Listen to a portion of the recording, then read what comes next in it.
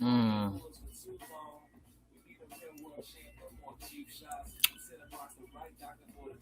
Uh.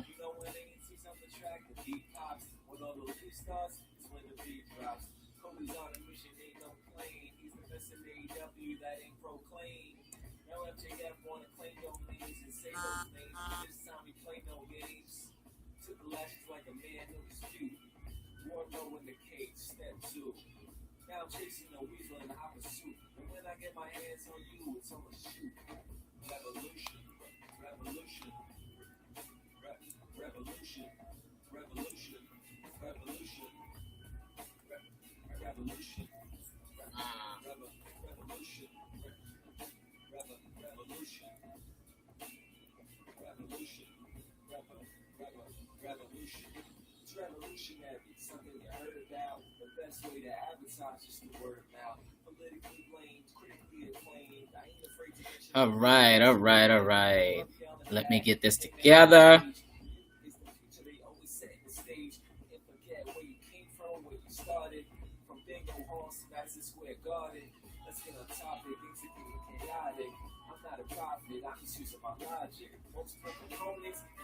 Here we go. All right.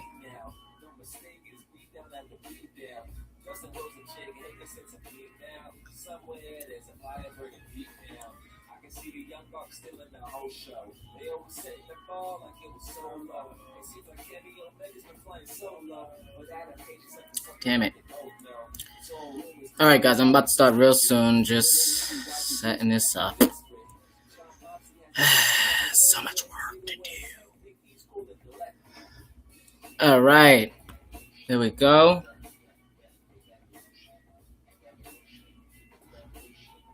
All right.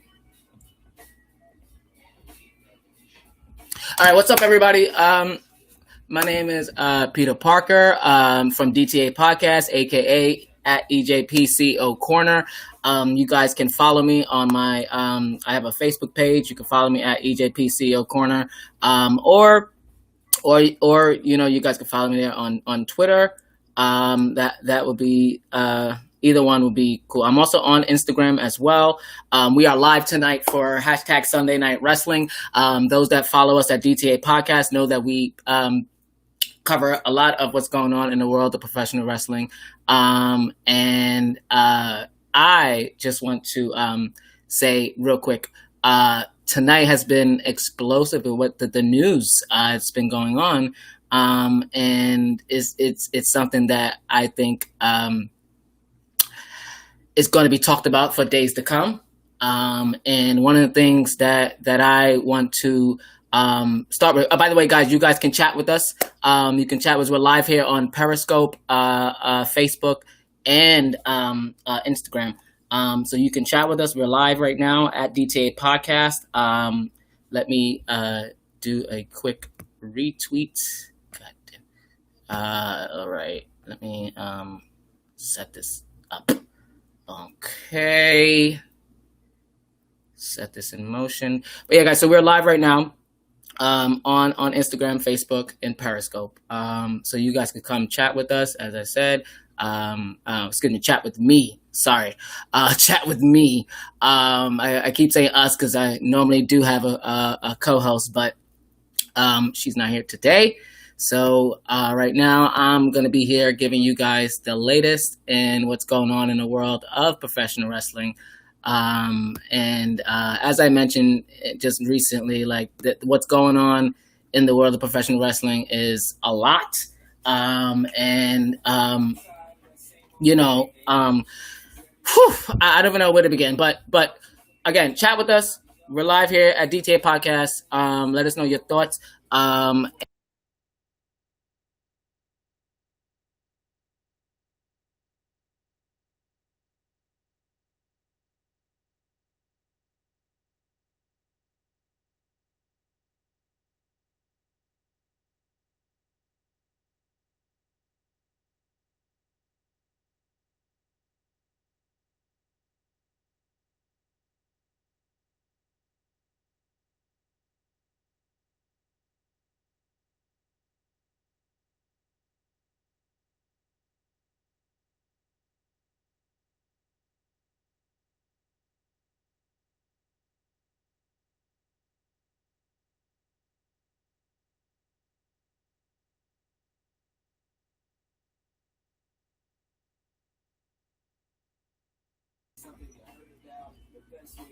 Wait, did you guys not hear anything I was saying?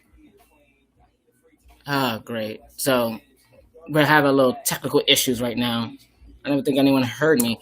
All right, great. So it's live. This is what happens.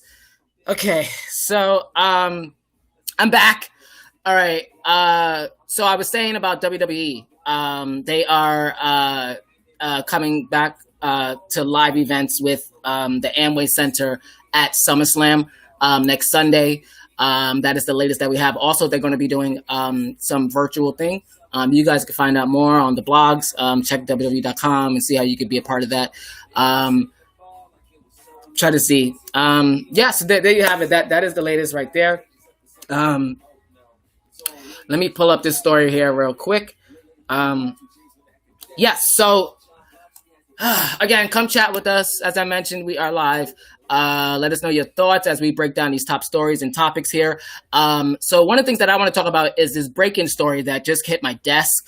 I got to take a sip for this one. Yes, tonight is Pinot Grigio on the menu.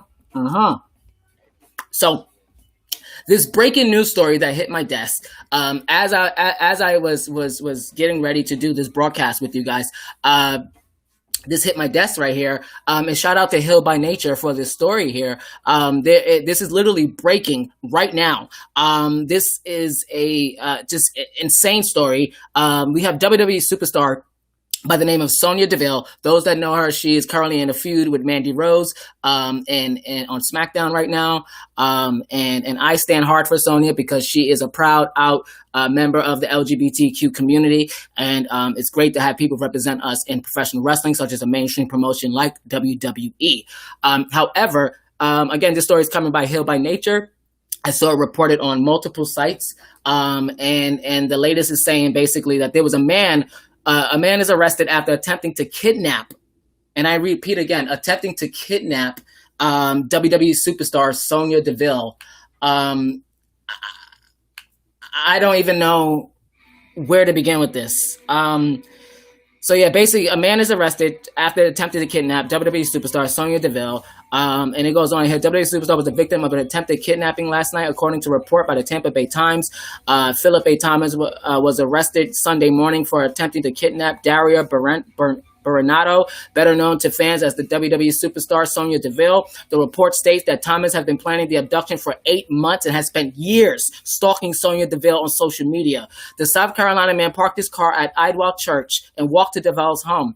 He then cut a hole in the patio screen door, remained on the patio for several hours, watching and listening through her windows. He entered the home at 2:43 a.m. after she went to bed, activating the alarm. This is a picture of the man right here, guys. This is the picture of him. Of the guy, Philip Thomas, who was arrested. That is his mugshot. Deville looked out her window, spotted Thomas on her property, and called 911. He was still in the house when the police arrived. He was carrying a knife, zip ties, duct tape, mace, and other items. He told authorities he plans to take Sonya Deville hostage. Wow.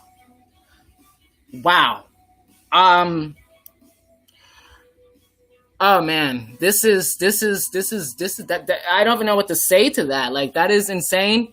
These things happen, and it's interesting because I was just talking to my partner about like the fact that these wrestlers are in a silo, and they're not celebrities. To us, they are, but they're not celebrities. They're not as big as, shall we say, The Rock, even, like. Just to name someone from wrestling, like who is super, huge in regards to wrestling. This story is so sordid, and I wish that we could, as fans, also as journalists and podcasters and analysts, even though analysts is not really about all this situation, but in this sense that this has been a interesting year so far.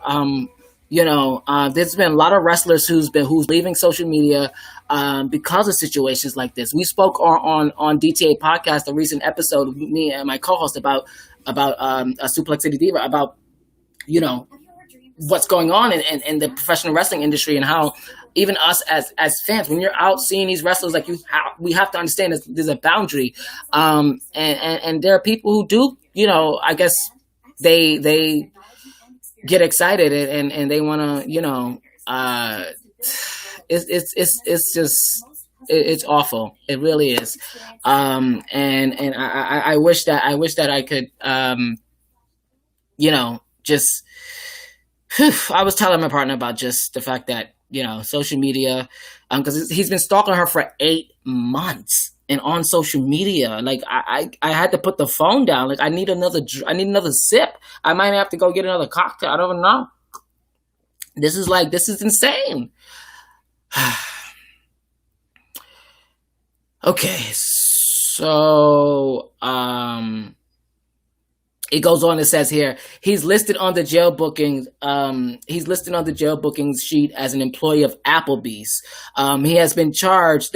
Philip Thomas has been charged with armed burglary, attempted armed kidnapping, aggravating stalking, and criminal mischief. He has been held in a local jail without bail.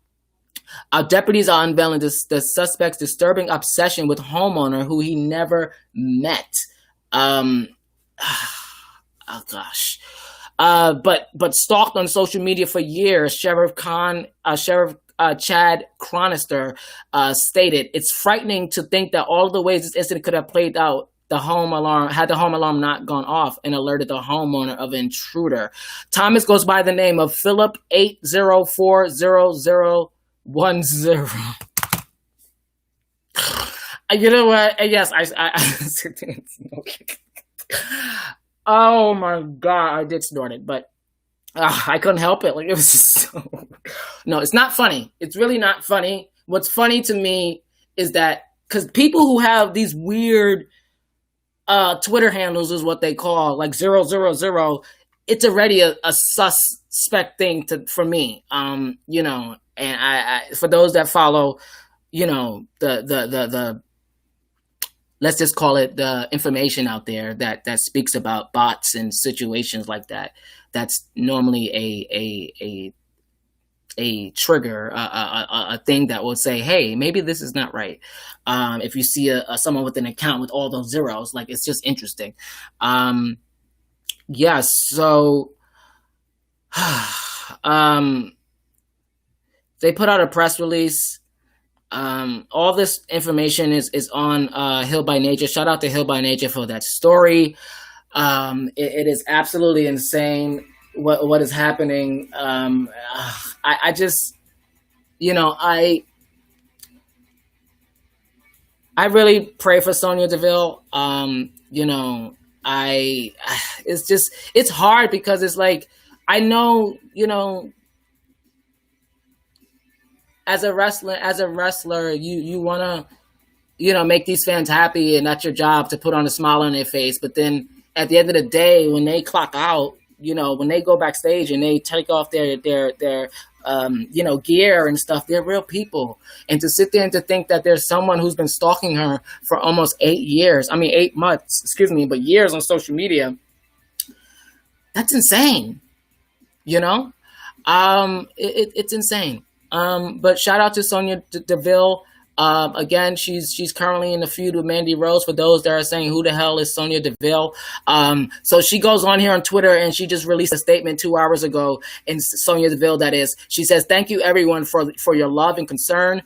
Very frightening experience, but thankfully everyone is safe. A special thank you to Hillsborough County Sheriff's Office for their response and assistance." There you have it, guys. I think I said what I said. I don't think I need to say any more. And this is just insane. This is just, I don't know what to say. But I had to start with that story.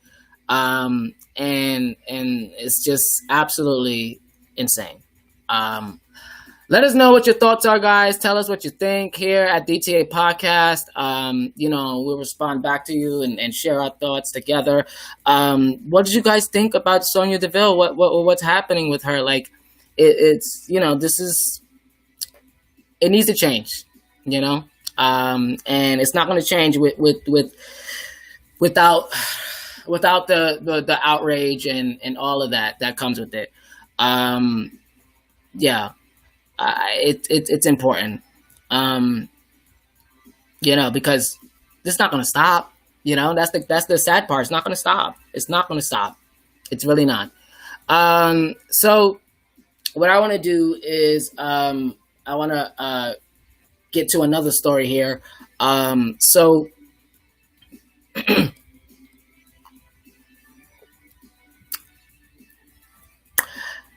so guys, as you know, this past week, we lost someone in the wrestling industry. We lost a wrestler by the name of Kamala, not Kamala Harris, because that was trending on Twitter and everyone got confused.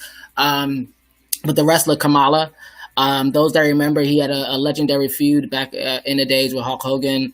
Semi feud. He was the guy to take him out, if you will, because at that time Hogan was indestructible. And so he passed away late last week. And I forget the age, but he was up there, I think 70s, 80s, if I'm not mistaken. But he passed away, and the latest reports have that he passed away due to COVID. I saw a reporter say that the night before, a couple of days before, he went into he got sick and he got tested for COVID, and then 2 days later, a couple of days later, he was gone.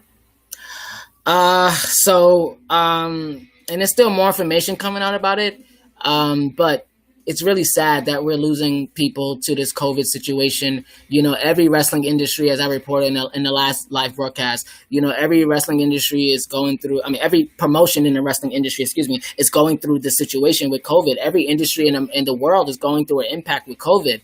But predominantly the professional wrestling industry right now is going through a lot. You had NWA, National Wrestling Alliance. They lost $500,000 for not putting on the WrestleMania weekend event. Not WrestleMania weekend, but they were putting on an event a week or so after WrestleMania or whatnot.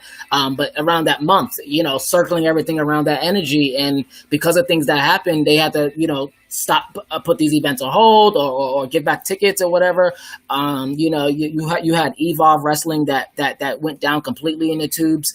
Thankfully, WWE just purchased them. They purchased Evolve with, their library and so forth. Maybe some wrestlers we'll see. I know, I think one or two of them were just currently signed to developmental deals. So we'll see that soon. So a lot of things are happening, and it's unfortunate that this COVID is taking out wrestlers like Kamala. He had a lot of health issues as well. I saw that he was asking fans to help they were doing a GoFundMe and whatnot to try to help.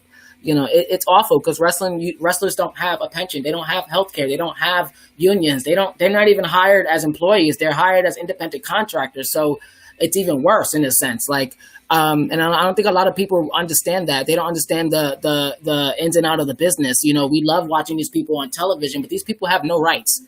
So when they leave the industry, whether it do be career ending or just because your time is up, that's it. They go back and they figure out what's next in life for them. It's not like you can sit home and just collect royalty checks, and that's the sad part. So, yeah. Rest in peace, Kamala. Next episode of DTA podcast, guys, we're going to be doing in memoriam of Kamala. We're going to play some clips. A lot of things are going around on the internet. So, we're going to play some of his most, popular clips and stuff and talk a little bit about more. But aside from that, Pinot Grigio. So aside from that, we have another story here. And shout out to the Overtimer for this story here. And unfortunately, we have another passing in the wrestling industry. Former Ring of Honor champion Xavier passes away at the age of 43. And it goes on to say, wrestling is a profession that will often lead people being taken well before their time. As the case over and over again, this continues with John Xavier Jarvis, who has tragically passed away at just 43 years old. The cause of death is currently unknown. He was the forgotten Ring of Honor champion. Xavier was a former Ring of Honor champion, the second man to hold the championship in the early days of the company, a reign that's often forgotten to time. He would defeat Loki, shout out to you, Loki, to win the title back in 2002 at Ring of Honor Unscripted. Ring of Honor Unscripted event, and would hold the belt for 182 days. Over his reign, he managed 4 defenses against Jay Briscoe, 1 against AJ Styles, and 2 against Paul London. His reign would end at the end of Samoa Joe. Those that follow WWE, these names ring a bell, obviously. With the change occurring at Ring of Honor Night of Champions in 2003, Joe would go on to hold the title for a staggering 645 days, the first truly epic reign in the title's history. Xavier would be gone by Ring of Honor by 2004 and all but retired by 2011. He had 1 match in 2016 with Indigo Child for ICW No Holds Barred, but that would be his final time in the ring. Earlier this year, it says he was set to return to Ring of Honor. Earlier this year, Ring of Honor had a Past versus Future show planned for their 19th anniversary weekend, with one planned a match against Xavier versus Jay Lethal. Jay Lethal. Promos were filmed, but the show would be canceled due to COVID-19. As I mentioned, guys, COVID-19 has chopped the industry right now. If you're not a top company like WWE and AEW right now, hell, even Impact and that's like third in line. But then there are other companies too who have lower level cable deals in a sense. These 2 companies, AEW and WWE, have high level hundreds of millions of dollars. Close to at least, and obviously over $100 million with WWE regarding their TV contracts. They have these big deals where they're able to stay on a network that has millions of viewers. So in a way, you're kind of continue to feed the beast. But at the same time, these companies don't have that. These companies don't have the connects to get the advertisers. WWE gets $100 million of advertising revenue on Raw alone. Okay, and you add SmackDown on top of that, so they're making so much money. So there are companies who are not doing that. There are companies who are regional. WWE is worldwide. There are companies who just regional, who stay in certain districts, certain areas like Louisville, Kentucky, or Indiana and Indianapolis, Indiana. They stay in these areas, and this wrestling is very territorial. It still is to an extent, and so to hear that Ring of Honor had to shut things down because of COVID, it makes sense. It's a sad reality. And it says this would likely would have led Xavier getting more dates with the company as returning legend looks to remake his name later this years of his career. Sadly, we'll truly never know what could have happened. And this is the same thing that WWE is doing. Right now, because of COVID, they have about 10 to 12 wrestlers, and they're just repeating the same bullshit over and over and over and over. And, if you're a fan of it, you love it. If you're not, you come in when things are leading to the go-home shows or pay-per-views.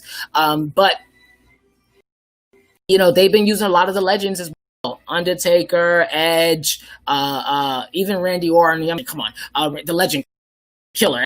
Orton, Ric Flair, the list goes on and on. Christian, I even saw they were trying to bring back Hogan at one point. I don't know what that's about, but they're trying everything that they can to keep, because COVID, no one wants to work. No one wants to be in a situation where I could possibly catch something that can kill my family. And I don't think people really realize that. So, you got to take precautions, and you're damn right. So, rest in peace, Xavier. Rest in peace, Kamala, and the wrestler. And we will continue to live on. Your name will celebrate your names. Your legacy will not be forgotten. How about that? Yeah. So, I don't know where to go here, guys. But what we're gonna do real quick is get into this story real quick. Another situation, and I want to talk about a little something. If I can find this damn story, but yeah, it is.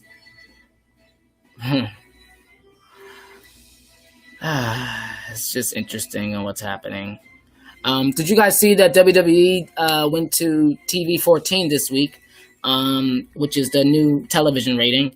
Looks like they're going to be competing for, AEW is TV 14. So, interesting. So right now, guys, we have, I'm just going to get to it. Let me pull this up right now for you guys. One of the things that I want to talk about is, let me get this out of the way first. So I want to talk about this story right here. And I want you guys to take a look at this. This is what we're going to talk about. We're going to talk about what's going on in AEW. But what we're going to do, we're going to do it in this great new segment that I want to continue doing, which is one of the reasons why I did this live broadcast. Listen, we know that in IRL, in real life, that we being LGBTQ people are not really accepted in bigger crowds, and that's why I created this segment called #WrestleQueer. And what I want to do today is talk a little further more about that. I want to talk about a wrestler that you guys definitely would know of, and I think it's imperative that we discuss what's going on regarding her. And I'm talking about none other than the native beast herself, Nyla Rose. Yes, guys. So that's who I'm talking about. Nyla Rose, who is standing next to Vicky Guerrero. That is the Nyla Rose, guys. And I think that, this is who she's right here. That's Nyla right there. You see my little mouse going around? Yes, that's her. I'm moving the screen around. I don't know if you guys can see that. But anyway, that's Nyla standing next to Vicky with the microphone in her hand. And so, I want you guys to take a look at that. Vicky Guerrero is the late Eddie Guerrero's wife, and Chavo Guerrero's, what do you call it, sister-in-law. And Eddie Guerrero passed away in the early 2000s. And Vicky stood around in WWE. However, there's been a lot of things going on behind the scenes, and thus AEW, she started doing commentary. And then a couple weeks ago, she came out as Nyla Rose manager. So I want you to take a look. Just look at, not the clip, but just, gonna take a quick little break real quick, but I want you guys to just look at this picture more. And when we come back, I'm going to talk about Vicky Guerrero, and she's going to talk about her AEW signing. And I'm going to talk about something that a lot of people may not remember or even know or heard of, that the fact that she was banned. Yes, she was banned by WWE. Take a look at this.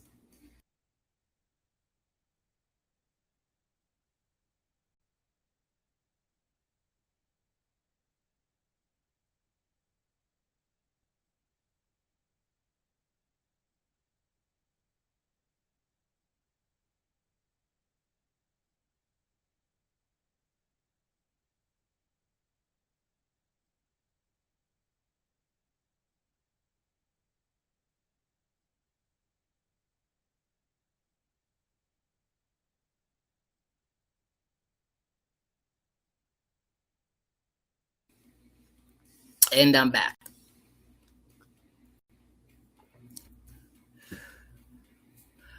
So, Nyla Rose. Now, can I just say that Nyla Rose is someone that I am completely in awe with.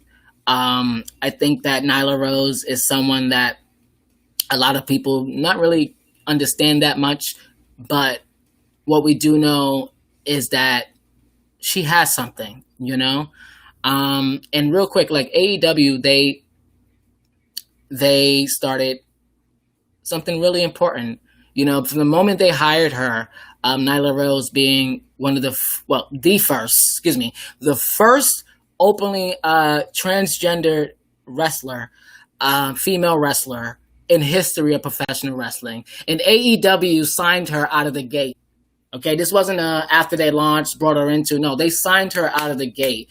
Her and someone else that I'm going to talk about in a little later, that is Sonny Kiss. And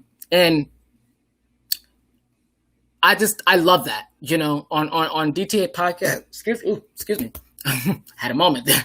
DTA podcast, along with my co-host Suplex City Diva, who stands hard for hashtag Trans Wrestlers Matter. And, you know, I think it's very imperative that we continue to showcase that these people, being LGBTQ wrestlers, can not only thrive but have the potential to be top stars. And it is hard for a lot of people to understand, you know, understand exactly what is going on, you know, well, and I don't even say what's going on. They know what's going on. They just don't want to accept it. And that's the problem. You know, it is a problem. And I'm not saying you have to, but we ain't going nowhere. So yes, in a sense, you have no choice. I mean, you know, and we have to stand for them. Because if we don't, then who will? Who will? You know, I've been in a lot of chat rooms and seeing the disgusting things that people say about Nyla Rose and Sonny Kiss and you know, and oh, she's a man, and oh, you know, a man can't wrestle with women, and how dare she, and how dare they put her in the ring with another woman, and blah blah blah, and all this mess. Like it's crazy. You know, and it's just a lot.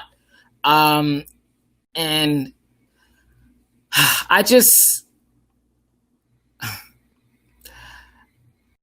I'm trying not to, you know, heated by it, but, you know, Nyla Rose is someone who has the potential to be, you know, something really, really worthwhile.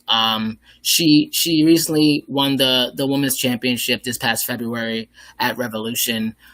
She then lost it a couple weeks after at Double or Nothing. A couple months, after at Double or Nothing in May. So she didn't have a great title reign, about 3 months. But the backlash was just brutal. And I don't even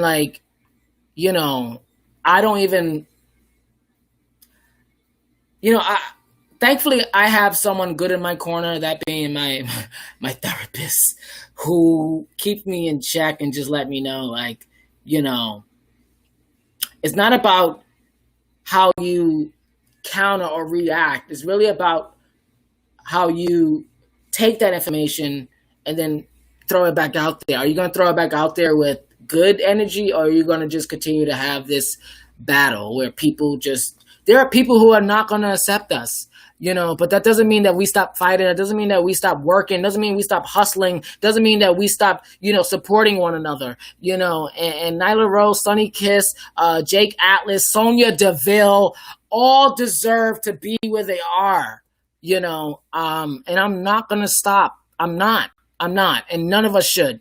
I am a true advocate for LGBTQ community. I myself am a part of that community, so I cannot sit here and not defend the community. And I think it's imperative that these wrestlers be protected. These wrestlers get certain pushes, which basically means, in the wrestling world, for those that are, you know, new to this, the push means basically giving her a chance, giving them a screen time, giving them chances to show what they're worth. You know, and Nyla Rose did that multiple times.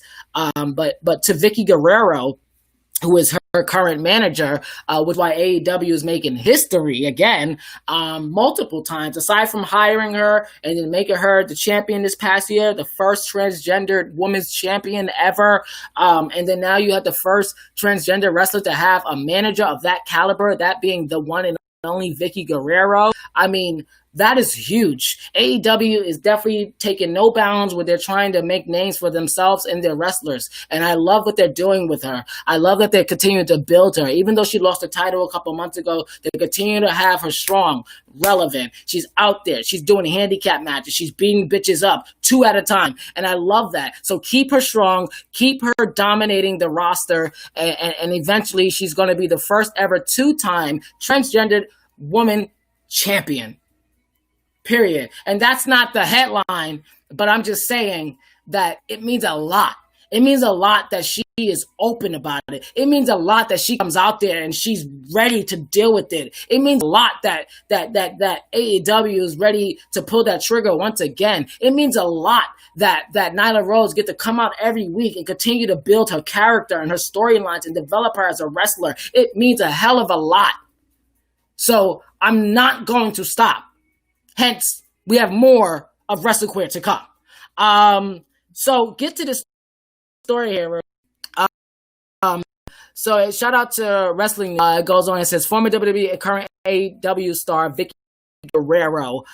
She discussed her signings and whatnot, and they give some highlights here. Shout out to you guys for the transcript. Describing the audio. So it goes on here. It's going to talk about being involved in AEW. How did this come about? And she goes, I think it was about me being on the cruise. You see the wrestler fans and shows every night. Me being for where I've been, WWE, you're plus ticketing, you get ideas. Interviewing the woman, most of them were babies at that time, except Penelope. We had Ref Aubrey on the panel. They all had their own storyline going. But I looked at Nyla during the podcast and I thought, man, she'd be so much fun to manage. Despite me mentioning it, and of course she liked the idea, we teased the crowd on the cruise. Of course, it had to go back to AEW and the people had to discuss it. But that was my dream. I said, well, God, if this is going to happen, then it's meant to be. And if no, then it's okay. That's the superstar in me. I'm always thinking about storylines of who is going to face who. Now my dream came true. Nyla and I have some really cool ideas and plan out for our storylines. There are a lot of women in AEW, and we're going to target, and that will be the fun part of it. When it talks about AEW creativity, Vicky goes on and says, I don't want to be the same character that I was at WWE coming into AEW. It's time for me to reinvent myself. I have a new roster and a new playground that would excite me to interact with the different people on the roster. I think that is going to have me enjoy this a lot more. I forgot how exciting and the love I have for the inside of the ring. And just with how gracious Tony Khan was, all of the staff and coaches were so welcoming me coming in. It has been a fun ride. I can't wait. Can't wait for the next time I'm out there. I think it's definitely, something to laud after, I think it's something that definitely I respect her, I really do. I really do respect Vicky. I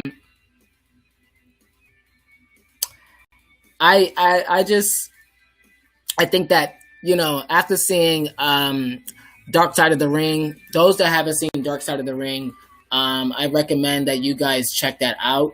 Dark Side of the Ring is a wrestling docuseries. It's on Vice channel. You guys can get the on demand, all that stuff if you have Vice. If not, I recommend you get it. It has been renewed for season 3. So there are 2 seasons you need to catch up on. It is fascinating. I'm not even lying. It is fascinating. If you're someone like me who loves the backstage politics and the inner workings of professional wrestling and how things are made and what happens to these wrestlers, you have to watch it. Season 1 covers Macho Man. They cover Fabulous Moolah.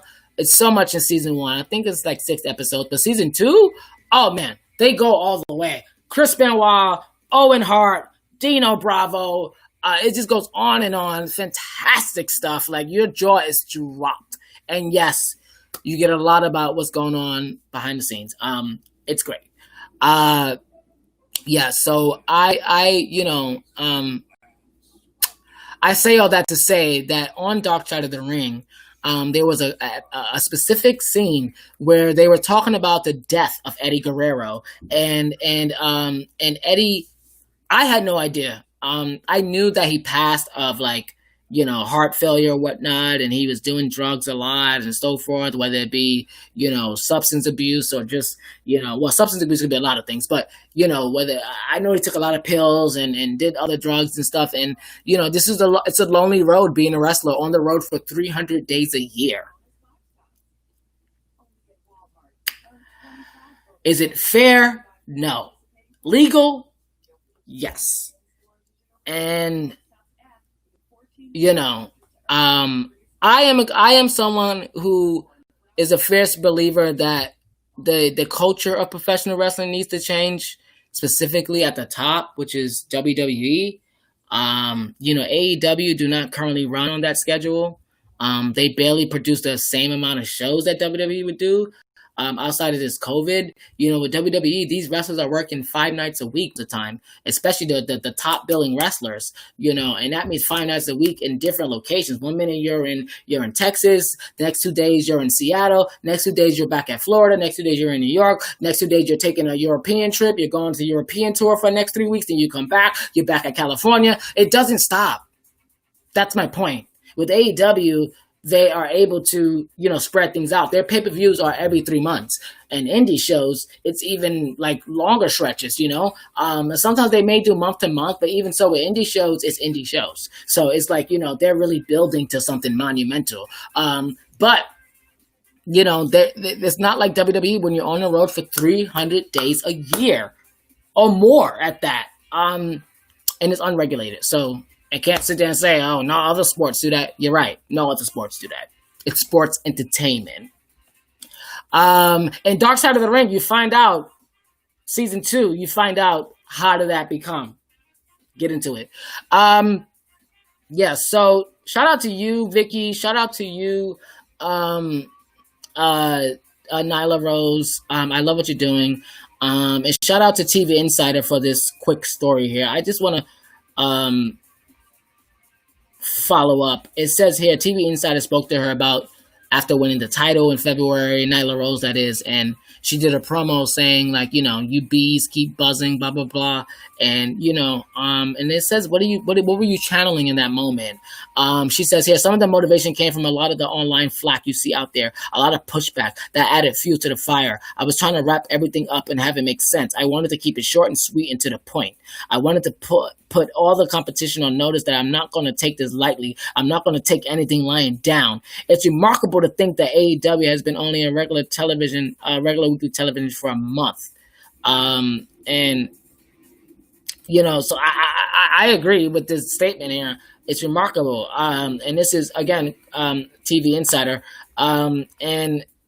It goes on about, she says here, it has been a lot of fun if you approach it at a certain way, because there's definitely a lot of room for creativity, especially in AEW, where the powers that be allow us to be ourselves.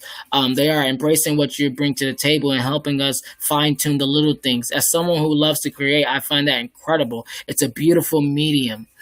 And that's the awesomeness of working at AEW. WWE, not so much. Some top stars are able to pitch things, but even recent reports had that, Vinnie Mac was shutting everything down on the last Raw taping. Like they pitched 30 stories to this man, and he didn't take any of them. And last minute they rewritten, and it's a mess. So clearly there's different corporate culture at WWE compared to AEW. And I think a lot of indie shows kind of do the same thing too. These wrestlers know more than the executives do. I mean, let's be honest. So it kind of makes sense at the end of the day. All the executives are supposed to do is oversight, make sure the matches are going within a time length, and if they're following certain storyline booking angles, then make sure that they're getting those angles in to continue the storyline, or they're getting those spots. But I don't think it should be like overly supervised, What do you guys think about that? I mean, chat with us here at DTA Podcast. Let us know your thoughts. What do you think about that? I mean, I love the fact that AEW just allows the creativity freedom, the bubble of people able to, create their own kind of world. And then they help them. Like I love that Jericho's there and everyone's there to help these wrestlers, and I think that's important of why he's there. I know a lot of people are like, what is Jericho there for? But I think that's the importance of someone like him to be there and to make sure that things are not looking choppy,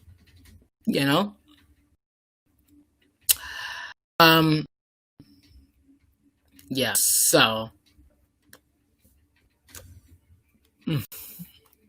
speaking of Jericho, one of the things that I want to talk about is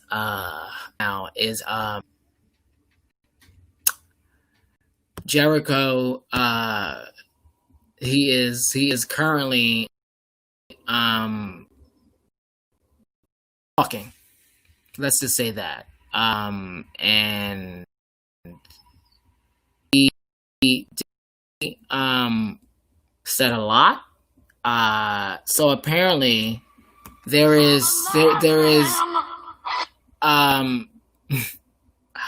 apparently there is a spy. There's a spy in AEW, and I don't even know what to say with this. Like, this is insane. Hashtag Grand War. Gosh. This is insane. This is really insane. So those that live under a rock, you guys know enough to know that this past week on AEW, well, I think last week, 2 weeks ago, it was a debate going on with Chris Jericho and Orange Cassidy.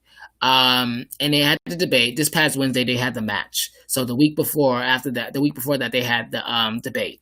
And, but the week before the debate, we did a live broadcast right here on the same channels. Periscope, Facebook, whatnot, and Instagram. If not, I have to load it to Instagram. Another story.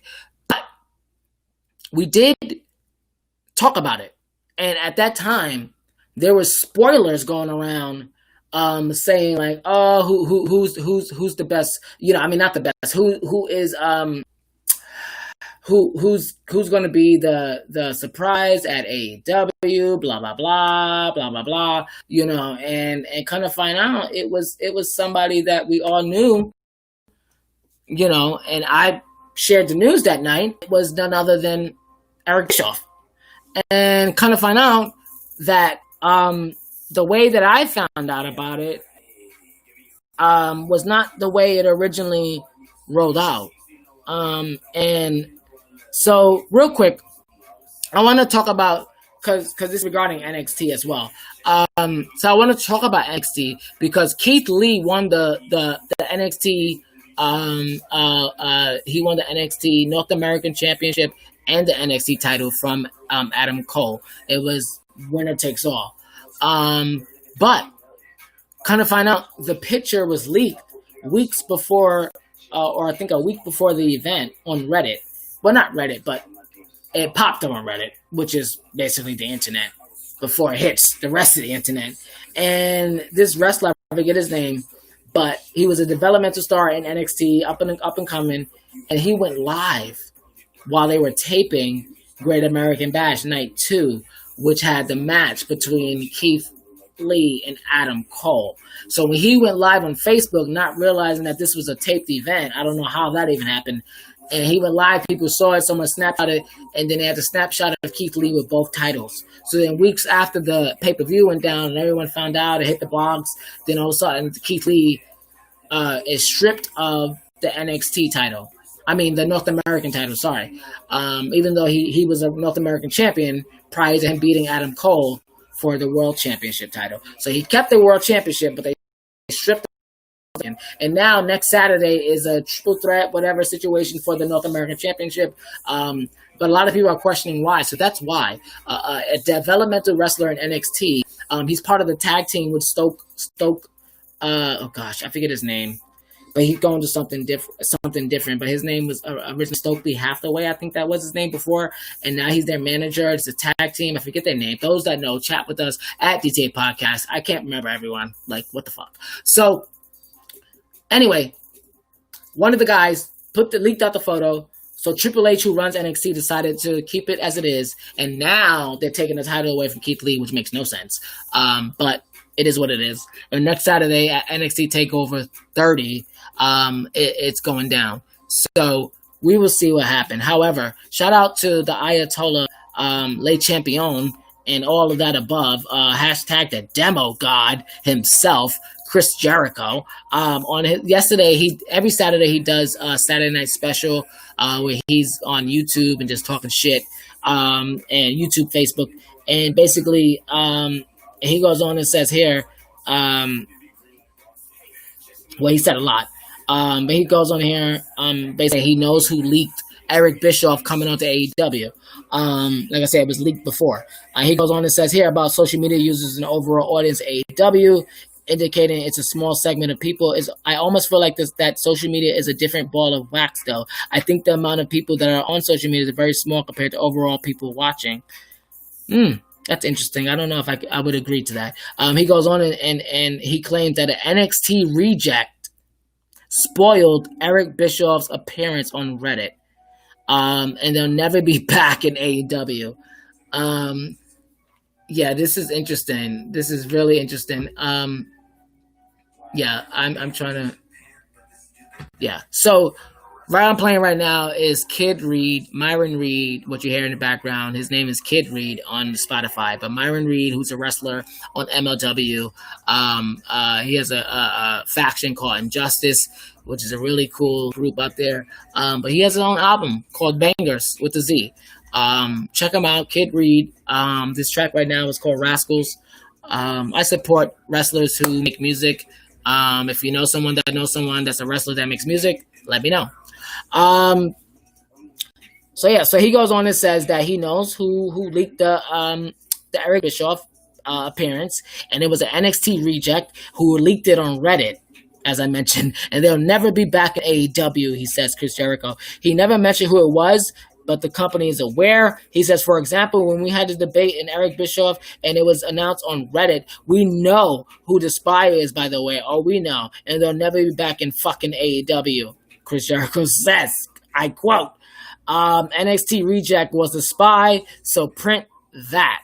Reddit user Space Force 1 has been leaking AEW results since the Double or Nothing pay-per-view. When the results of Stay and Stampede matches posted online, the user also revealed AEW using fans in attendance, the sign of Ricky Starks and Fyter Fest 2 results. Following the leak of Eric Bischoff appearance, the account has gone radio silent, has not posted anymore. Wow. I don't even know what to say to that. Like, that's some investigation for your ass. Shout out to Hill by Nature for that story there. What do you guys think about that? Like, what the hell is going on? What is going on? What do you guys think about that? Like, Jericho is saying that an NXT spy came to spy on you and leaked the photo of Bischoff days before he came on, and they still went with it. And I was shocked too, even though I knew. I was like, I don't think, but and it happened, and we were all social media blew up, but. If they really did send someone to spy on you, I don't even know what to say about that. Like, the hashtag brand war is so serious, it's not even a joke, guys. It's really not. Kind of find out AEW beat WWE NXT in the ratings this past week by 200,000, if I'm not mistaken. So, yeah. I don't know. Actually, let me check right now. Let me see, because I could be wrong. Because the ratings, I think I might have other ratings. Let's see, AEW, NXT. Let's see what's going on here.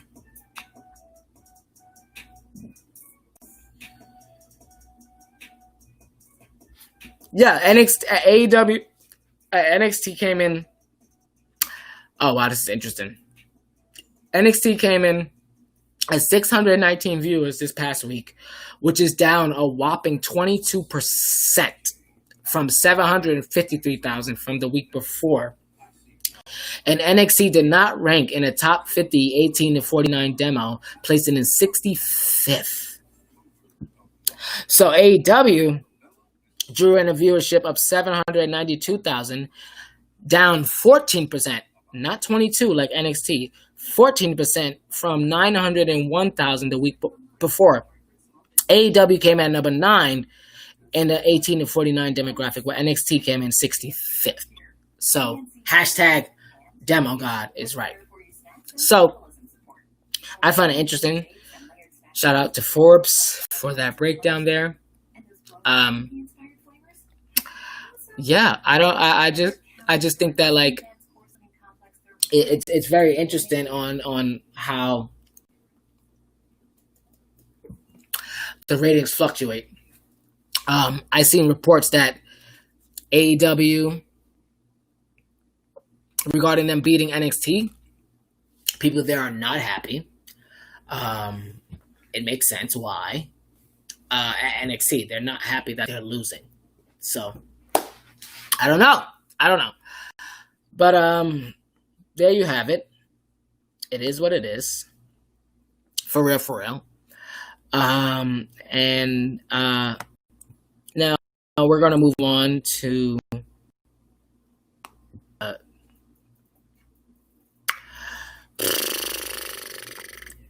another story here.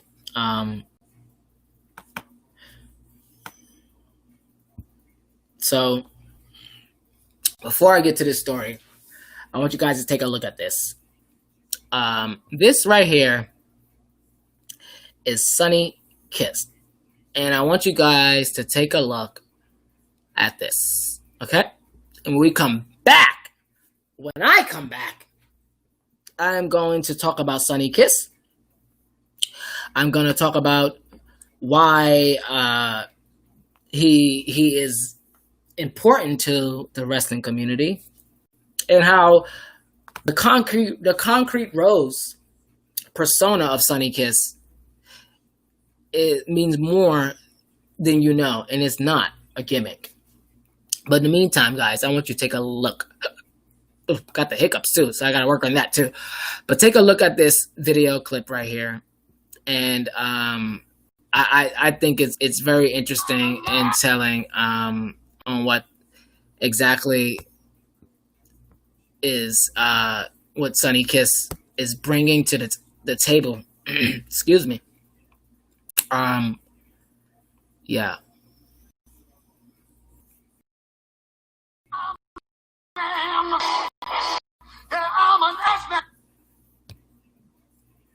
Yeah, so that's Sonny Kiss. I hate this crap. So as you guys can see right there, that is one of the most famous clips going around with Sonny Kiss. And when we come back, I'm going to talk about that. But take a look to that.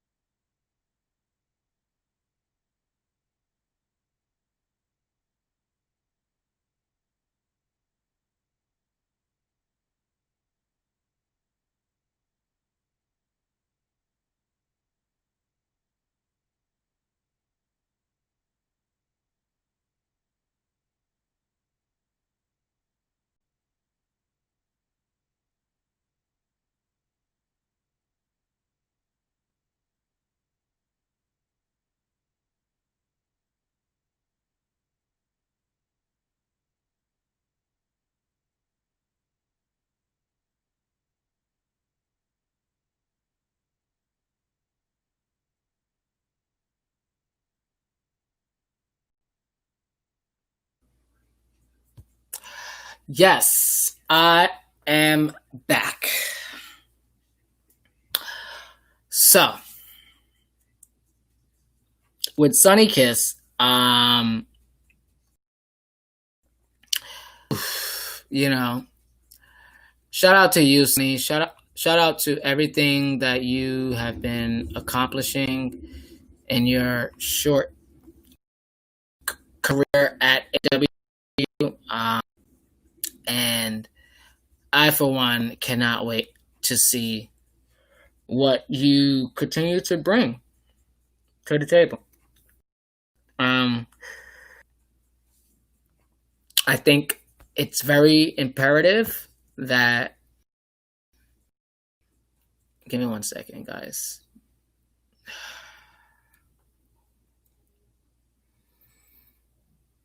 This is not working. We're live broadcasting here, so I'm trying to be patient with this damn computer. But yeah, so again, chat with us. It's on the screen here. Let us know your thoughts.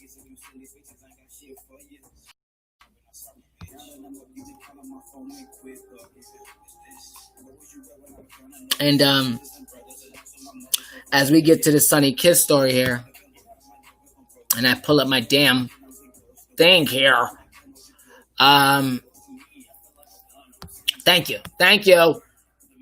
you, computer. All right, so yeah, guys. So we're gonna talk about Sunny Kiss, the Concrete Rose Sunny Kiss. That's who he is. The one right here on the screen. So Sunny Kiss, who is an out gay femme wrestler. Okay, this hiccups is not working, right? It's not really not. Let me take a quick break. And 30 seconds to a minute, guys. I'll be right back.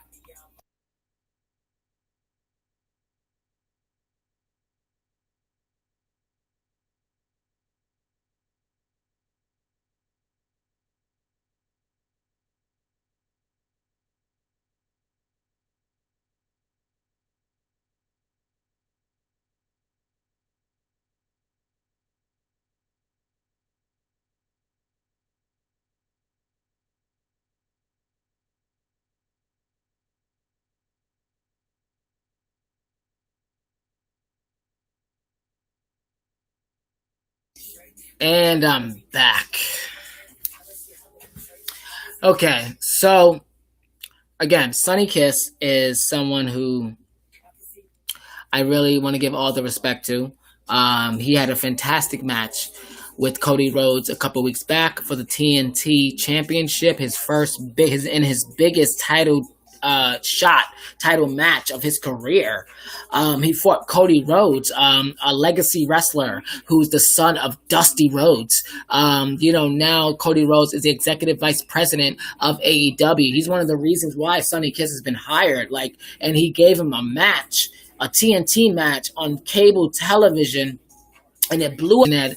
Cody went on Twitter and cursed out everyone basically who was, calling out Sunny for being who he is. As I mentioned earlier with Nyla Rose, we ain't going nowhere.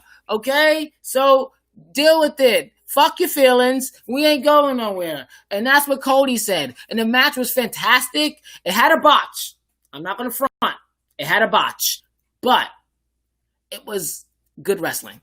I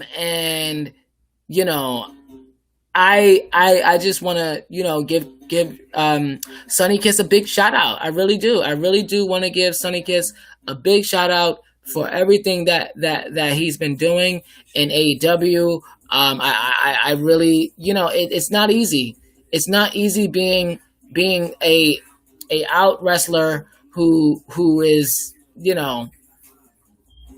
clearly the booking is true to character, but it's not even like, he's fronting or anything like that. Like, it's more so of a situation where, like, Sunny is being his authentic self. And I don't think there's nothing more that we could say or do to really prove to people that this is where he belongs, and that's why I appreciated so much on what Cody did for Sonny.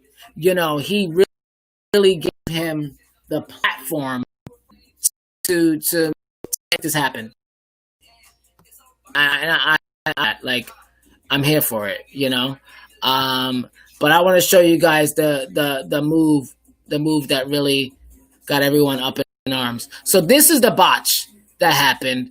Like I said, things happen in wrestling, and it is what it is, But this is the botch right here, as you guys can see. When Sonny went under, and then Cody came and tried to grab him, and no one was there. Once again, there you go, and no one was there. So that was the botch right there. Cody's like, who are you hip tossing? What's going on, Cody? But that was the botch right there, and it was what it was. I'm here for it. Not the botch. Not the botch. I'm here for Sonny. Just giving some good aesthetic, because that's what I look for, aesthetic.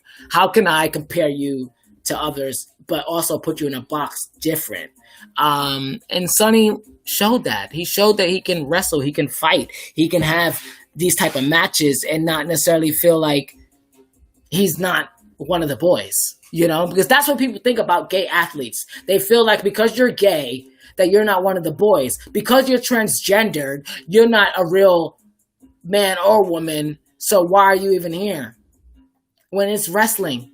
Like, I don't understand. So if it was a man playing a woman, which happened in WWE, it was okay for us. And no one was calling it out because we didn't have social media, or we wasn't at this point in our lifetimes where we're very vocal about authenticity. Period. That's on period, sis. That's it. No more. Say no more. But people want to make it a bigger thing. And that's why it becomes what it becomes. But shout out to Sonny Kiss. He goes on here, and shout out to Sports Illustrated, of all people, to do the interview. And he goes on talking about that the Concrete Rose is not just a gimmick. This is who he really is, and he's just, I love it. So it goes on and says, Kiss has brought excitement and value to AEW. Especially Dark on Tuesday nights. He had a match with Cody Rhodes, as we mentioned, for the TNT Championship. Represents an opportunity for a breakout moment. As I said, he broke out. Sonny Kiss calls himself or herself. He goes by he and her. And it says, as Kiss identifies as gender fluid, the Concrete Rose, the nickname, pays homage to Ashanti 2004 album, Concrete Rose, two words that together capture the essence of Sonny Kiss's soul. The Concrete Rose sums up me as a person, says Kiss. Ashanti's version that was infusing her soulful vocals over a hip-hop beat. With me, it's very similar. I'm very unconventional, avant-garde person, so it's a mantra I came up with as a teenager. It's when two things that aren't necessarily similar come together and make one awesome product. I am here for that. Concrete Rose. He goes on and says, I am not exuding a masculine or feminine quality exclusively. I'm a little rough around the edges, but I'm also bubbly. I'm a fan of a lot of things that comes together like different qualities in a concrete and the rose. It's basically two opposites coming together. Kiss, a New Jersey native, shout out to Jersey, worked his way through the wrestling independent scene and even spent some time in Lucha Underground. Once constant during Kiss' early years in the business was the experience of being told repeatedly how he should or should not act in the ring. But Kiss has found a success by mastering one of life's toughest skills, which is being oneself. He goes on to say here, Sonny Kiss, when I first started wrestling, people didn't know what to make of me. They wanted me to be like Adrian Adonis or even Gold Dust, but I wouldn't have thrived doing that. It wouldn't have been real, and people could have seen right through the fakeness. For me, I was either going to top myself or I wasn't. I'm not a gimmick. I'm myself. I don't want to do anything that isn't real. He goes on and says, LGBTQ plus people are more than what you've seen in the past as gimmicks. People need authenticity, and that's what I am for them. If you're not authentic, how can people relate to you? I won't change. I will always be me. And he goes on about Dustin Rhodes, Cody's brother, of the father, Dusty Rhodes, who is helping him train him and whatnot. And he also tag team as well. You guys can check all that out on AEW Dark, All Elite Wrestling on YouTube. It's all there. I am in love with this interview. Shout out to Justin Barrasso for the write up here, for the reporting at Sports Illustrated. You guys doing fantastic work. That is one of the biggest sites for journalism regarding Sonny Kiss. Like, I love the fact that someone like Sports Illustrated is putting that on there. Shout out to Sonny Kiss. I believe that Sonny Kiss will be a big time superstar, just like Nyla Rose. Even if it's not with AEW, things happen and they wind up leaving. I still think they made enough name for themselves, and hopefully AEW locks onto that because it's important. It's imperative. I cannot continue to express that anymore. It's imperative.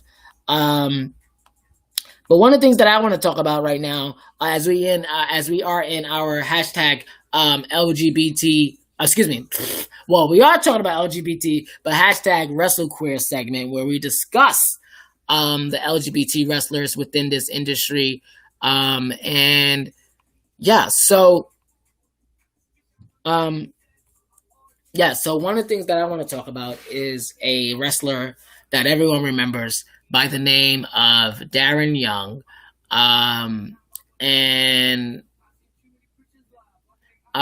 He has been around for quite some time. He's recently left WWE not too long ago. I just want to, continue to call him out because he is one of, the people that really brought it to the forefront, not necessarily, catapulted, but he was one of the components of people talking about LGBT in wrestling, being out and proud. And I think that's still important to this day.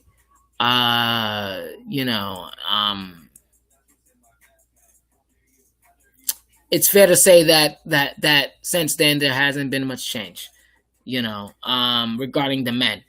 And I know WWE currently right now has someone by the name of Jake Atlas, who is on NXT, and he's been very. Well, first of all, he's out and proud, which obviously I'm giving kudos to everyone. But he hasn't been seen in quite some time. And last time I saw him, he was fighting for the Cruiserweight. It was a tournament for the Cruiserweight Challenge. And I love that Triple H, the one who saw some things. And I think it's imperative that we continue to, again, stand for these wrestlers, and no matter what. So Darren Young, aka Fred Rosser, real name, he went on to Sportscadia, shout out to you guys, and did a fantastic exclusive write-up, op-ed, regarding, op-ed / it was it's actually an op-ed, sorry, it's an op-ed at the top. So, and Darren Young, the headline here says, why WWE still has a long way to go in terms of true LGBTQ representation. And I want to paraphrase real quick. And he goes on and says here, I will have to echo the sentiments of former WWE talent scout and coach, Dr. Tom Pritchard, from when I first started in wrestling in 2002. He would always say in his wrestling camps, in this business, you're going to have to learn how to eat shit and taste it and like the taste of it. In my head, I will always say to myself that that'll never happen to me. But boy, I was wrong, says Darren Young. I remember when I came out publicly to the world, and one of the first people to reach out and call me was Vince McMahon to show his support. Now, prerequisite, quiet as kept. There are some really, really nice things that Vinnie Mac has done. 4 people, 2 people, however, when it comes to the business acumen, that's where I put the dart on there. But this is amazing. I did not know that he called them. He goes on and says, however, he did say he didn't want it to become a part of a storyline or anything. I was cool with it. Either way, because I was just finally excited to be myself and live in my own terms, something I struggled with for 30 years. My own happiness is more important than anything else. There are so many reasons I came out to the world, sacrificing my WWE career, not only to inspire others to be and accept themselves, but to also be able to bring my own ex-boyfriend, who I was in love with at the time, to the red carpet events or just even backstage to the masculine world of professional wrestling to experience the controlled chaos of WWE. My ex wasn't a huge wrestling fan, but he respected the business. During the Attitude Era, he did in fact watch it. And he always said if it ever were a chance to meet a wrestler, he'd love to meet Stone Cold Steve Austin, which he finally did.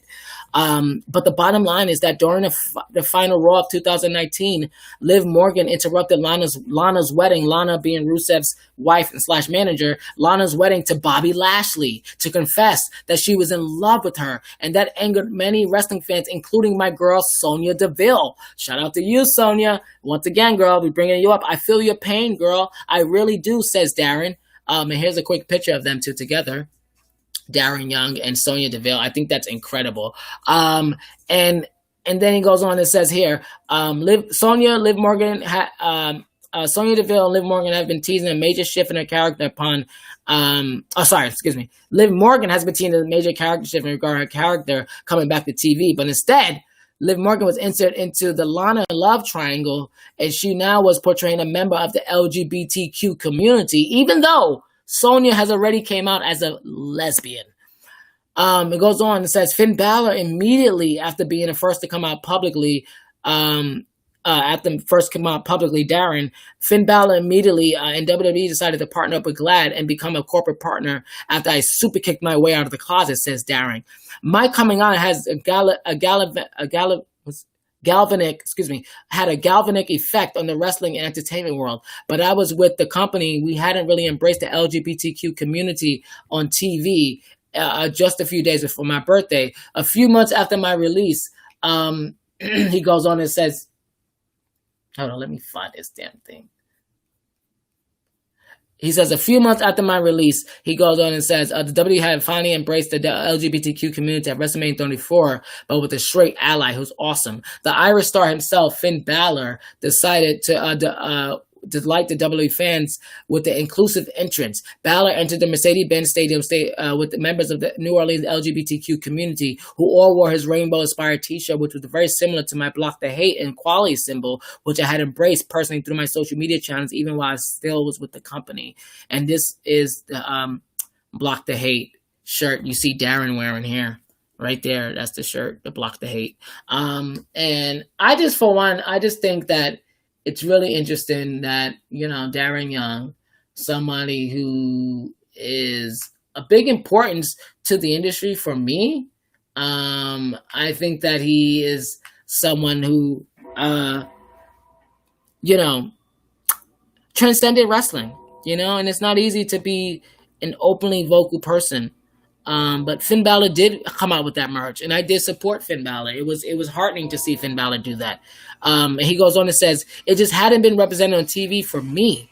But I guess this is the price we pay for being a forerunner and the champion of LGBTQ rights in the arena of sports entertainment, while baby steps have been made in terms of progress. We are still far from making leaps towards true representation, a day I'm still hopeful and I'm sure we'll reach one day. And then he goes on and says, not doing justice to the LGBTQ community. It honestly bothers me to the core that WWE current creative team can't craft a storyline with enough grace to do justice to the LGBTQ community. We made some progress, but we still got a long way to go. I will hope that someday we'll let two gay or two lesbian characters on TV fight it out and resolve their issues inside the squared circle. I'll tell you guys what would be a match of the year candidate if it had made to WWE or NXT. Darren Young versus LA independent star Jake Atlas. A little over a year ago, Dolph Ziggler brother Ryan Nemeth asked me if I want to be down to work one of his fundraiser shows in LA. And I said, yes, I love the Nemeth brothers. I asked Ryan if I could work with Jake Atlas, and he set it up. We tore the house down, and from me going into my 18th year in the business now, the clash with Atlas was probably amongst my top favorite matches of all time. I would love to see it. I got to see it on YouTube. I haven't seen that. I've been the biggest supporter in getting Jake signed in WWE because I want him to make his family proud. He goes on and says, we can't deny the fact that professional wrestling does have a history of teasing lesbian storylines for not the advancement of gay culture, but to excite heterosexual men. I hope we can reach a point where we can have two homosexual wrestlers have their first kiss in the middle of the ring, like a lot of male and female wrestlers have. I agree. I think that would be monumental, groundbreaking. It would hit national media. The crowd would generally support them, not boo them, and not spit out any hate, because my motto in this world will receive hate for various reasons. But in order to be strong and successful, you must hashtag block the hate. I agree with Darren Young. This is my first time reading that article out loud to you guys in full. I think the article is fantastic. Shout out to The Undertaker in the background right now. And I just can't wait for what's next for Darren Young. He has been doing independent runs. I saw that he was supposed to be a part of the WWE Mania situation, but COVID came and everything got switched around. He was supposed to be like some part of backstage thing. But there's still best is yet to come for him. I don't know if he should return to WWE, being that they have yet to kind of progress that. AEW seems more of the platform for him, or independence. He's been doing independent work as well. So we'll see. Shout out to everyone that's out there that's trying to showcase the talent. Speaking of talent, I want you guys to take a look at this. So this is shout out to Wrestle Comments. I spoke about this the last live broadcast. You can follow them at Wrestle Comments on Twitter, at Wrestle Comments HQ on Instagram. This is interesting. So we got right here that you got Jake Atlas, who is the wrestler that they were talking about. Now, excuse me, I have a little technical issues here. This is just ridiculous. So live